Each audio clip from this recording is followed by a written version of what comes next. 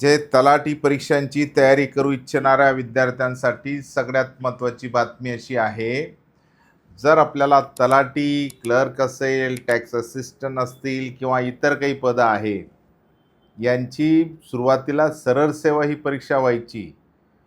परंतु जर आपण एप्रिल 13/4चा जे-आर जर पाहिला, तर त्यानुसार आपल्या लक्षात येतं, की आता तलाठीची पदंसुद्धा ही एम-पी-एस-सीकडे वर्ग झालेली आहेत. क्लरिकल तर हे ग्रुप सीला होतेच.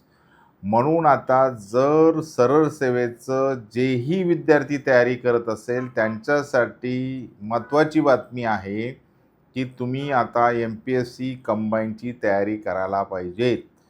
एम-पी-एस-सी कंबाईनची तयारी नेमकी कशी करायला पाहिजे? तर पूर्व आणि मुख्य त्यांचा प्रयत्न चालू आहे, की एकच सरळ सेवा परीक्षा व्हावी. पण मला तरी वाटतं, की 2 टप्पे पूर्व आणि मुख्य होतीलच. शेवटी कमिटीचा निर्णय आहे, तो सगळ्यांना मान्य करावाच लागतो. मग आपल्याला सध्या तरी पूर्व आणि मुख्य परीक्षेची तयारी करायची आहे.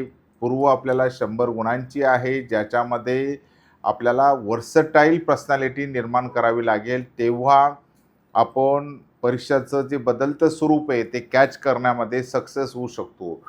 मग आता जे ग्रॅज्युएशन आहे किंवा जे अंडर ग्रॅज्युएट आहे, त्या मुलांना वाटतं, की मला कुठंतरी सरकारी नोकरीसाठी एक प्रयत्न करायचा आहे, तर त्यांनी आतापासून तयारी करायला हरकत नाही आहे.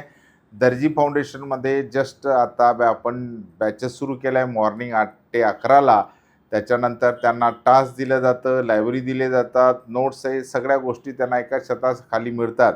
तर कंबाईनच्या बॅचेससाठी ज्यांना प्रवेश घ्यायचा आहे, त्याच पद्धतीनं राज्यसेवेच्या बॅचेससाठी प्रवेश घ्यायचा असेल, त्यांनी दर्जी फाउंडेशन दिलेल्या पत्त्यावर तुम्ही नक्की संपर्क साधा. ज्यांनी आपल्या चॅनलला सबस्क्राईब केलं नसेल त्यांनी सबस्क्राईब किंवा फॉलो ज्यांनी केलं नसेल त्यांनी फॉलो करा.